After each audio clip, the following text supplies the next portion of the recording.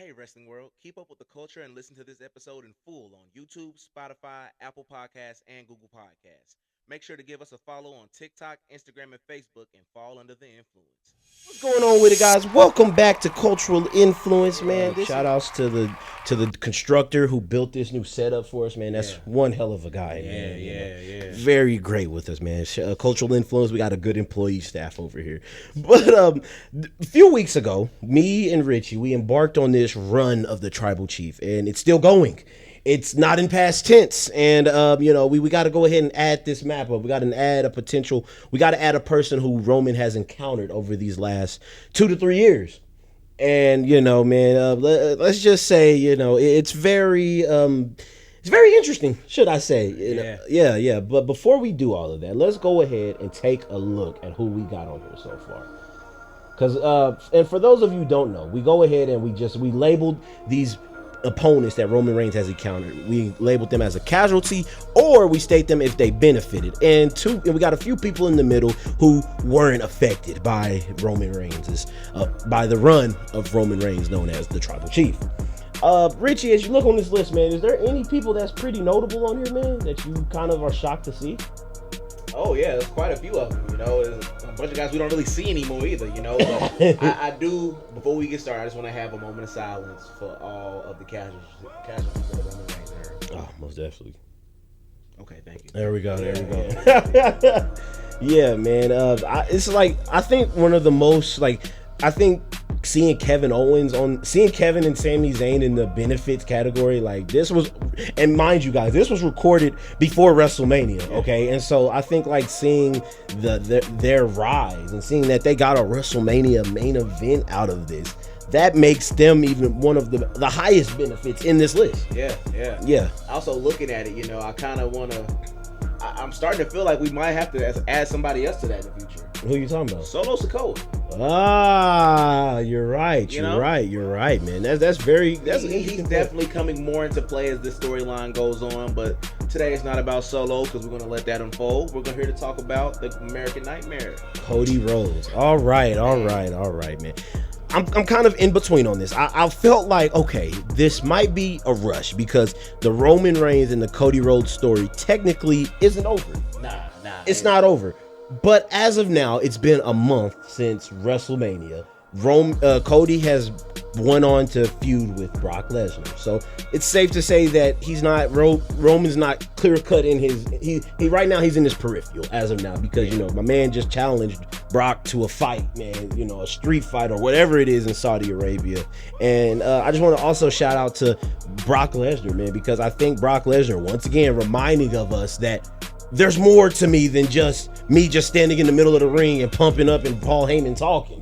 Bro really just went in there and promoted and built a program with Cody Rhodes without Paul Heyman, man. Yeah, and the wild part about this is we don't even know why they're beefing.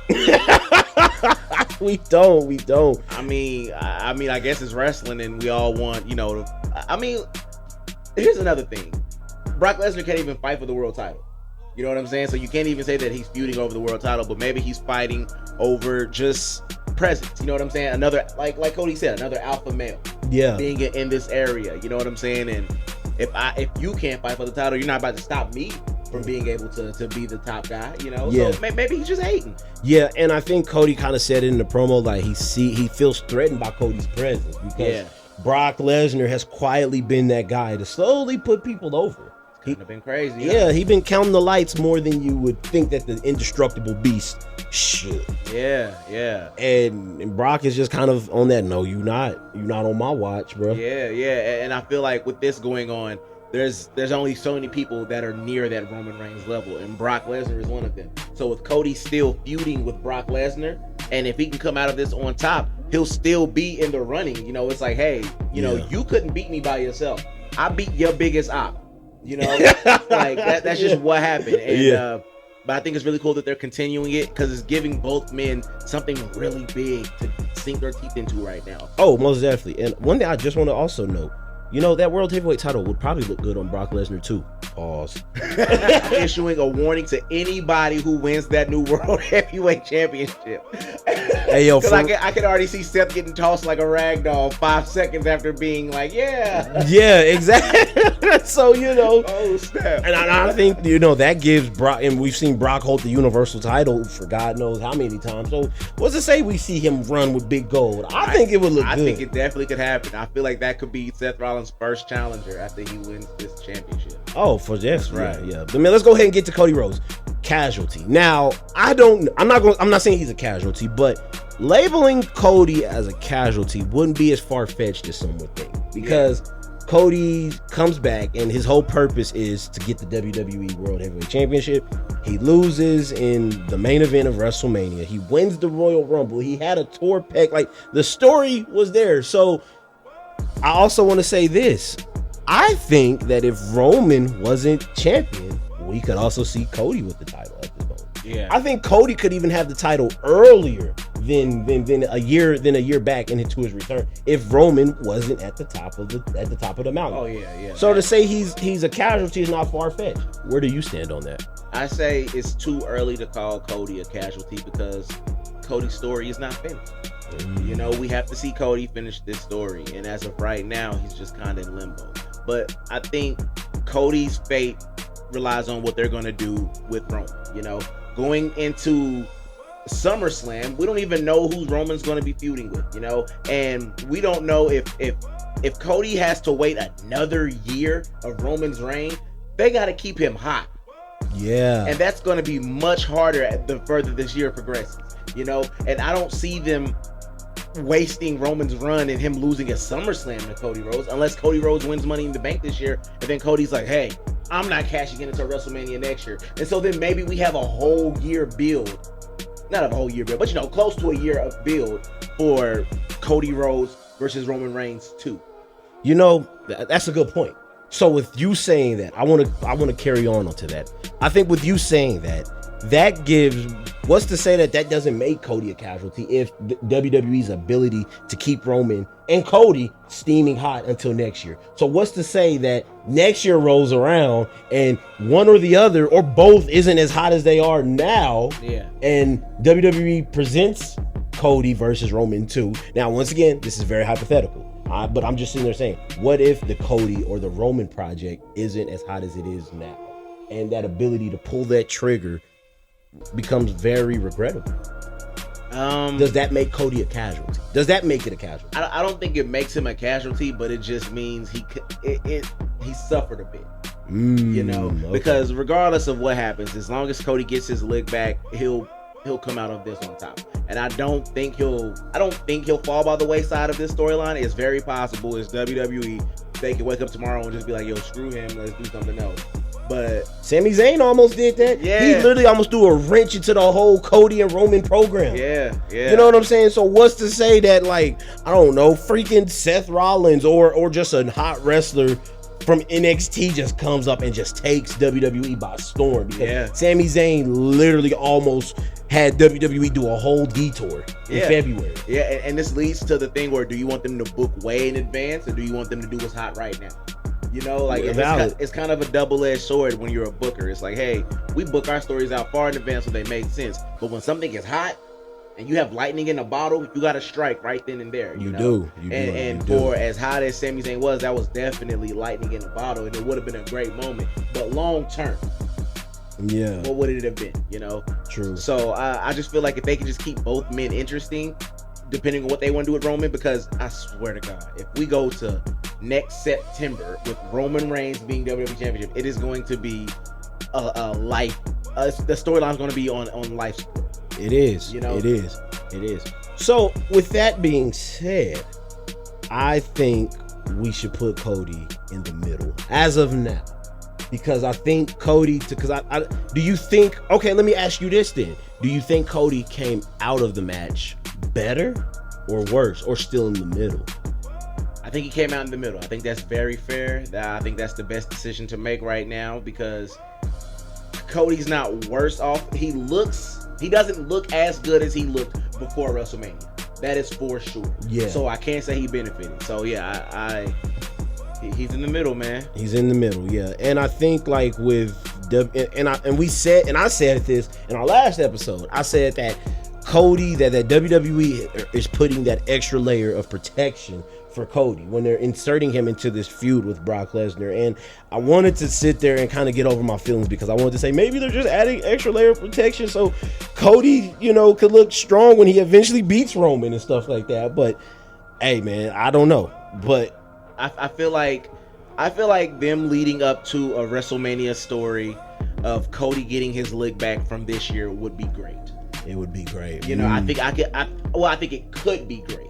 Yeah. You know what I'm saying? I think it has potential to still be a good story because, Rock and Cena 2 was a good story that they told 2 years over. Yeah. And so I think a really dope way for them to make this happen right now would be to have Cody win Money in the Bank.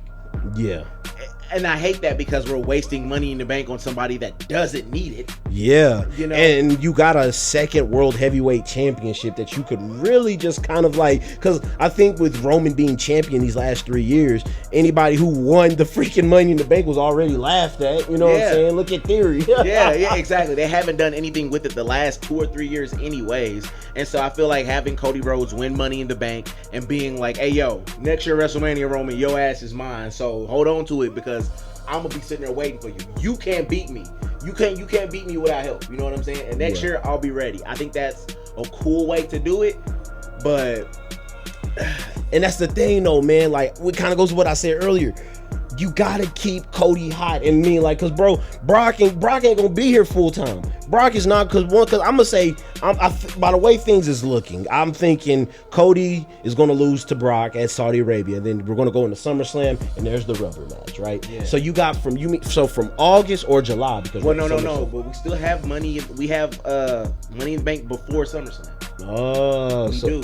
But and so I think that kind of puts a string into how can you keep Cody occupied and keep him hot until WrestleMania of next year? That's just gonna be on them to book it. But if you let it be known a year in advance, hey, Cody Rhodes is going to cash in at WrestleMania next year, you already have your main event set. You have everything set in stone. So no matter what really happens, bar you getting him beat by Dana Brooke or something, Cody Rhodes is gonna be okay. You know what I'm saying? And we all know WWE gets into that mull period during the fall before Survivor Series where we're just kind of waiting for the Royal Rumble anyway. And so then we'll still have the Royal Rumble to look forward to because we have another world title. The only other route Cody Rhodes has in this scenario is winning Money in the Bank.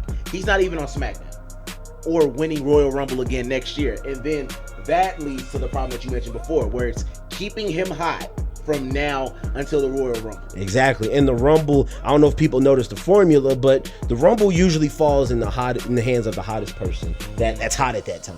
And that's just the problem, man. That's going to be hard for both. But I think not Roman so much because Roman has that ability of just rarely being there. So just seeing Roman advertise on SmackDown for this upcoming Friday, that kind of keeps that label of hotness, should I say? Yeah. Cody doesn't really have that luxury yet. Yeah. And if he wins Money in the Bank, he has a guaranteed way to stay hot for the next year. You know what I'm saying? All the way up to that, and you don't have to waste another Rumble victory on him. Okay, you're right. And they've squandered the last couple of Money in the Banks anyway, so I feel like Cody Rhodes is going to win Money in the Bank this year. I'm just be honest. I think that's where it's going to go. That's your early person. Oh, okay, that's your early. All right, y'all hear that? But with that being said, I don't know what the SummerSlam main event is going to be because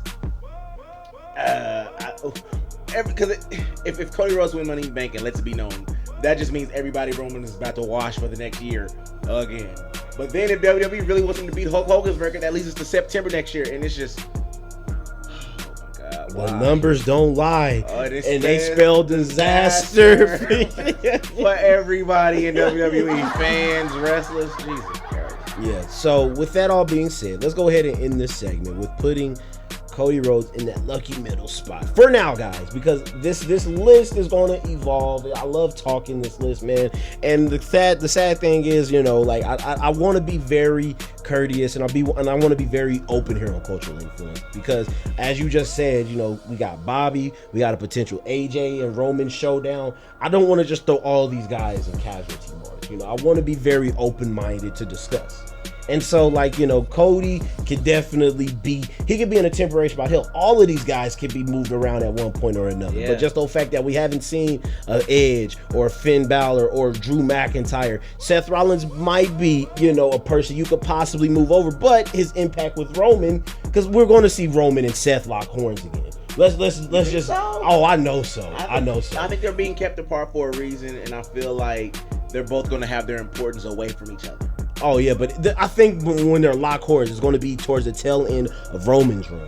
But guys, that wraps up for this segment, man. Thank you guys for listening once again. You know, you can watch this whole video on YouTube, and then you can see the whole clip, the other video that we've done where we go over the Bray Wyatts, the Braun Strowmans, the Finn Balor's, the Edges, the Brock Lesnar's, the Logan Pauls, all opponents of Roman Reigns in this run of the Tribal Chief. Check out that whole video. It's very fun to watch. There's timestamps included, so if you don't want to listen to us talking and see where we rank them, by all means, help yourself. It's very fun, but this will be its own separate video. So shout outs to Cody. Bro really did his own thing. He got his own separate video on cultural influence where we're ranking his encounter, man. Cody Luther King, baby. I still believe in you. The show year, we're gonna finish the story. We're gonna bring it home, baby. Most definitely.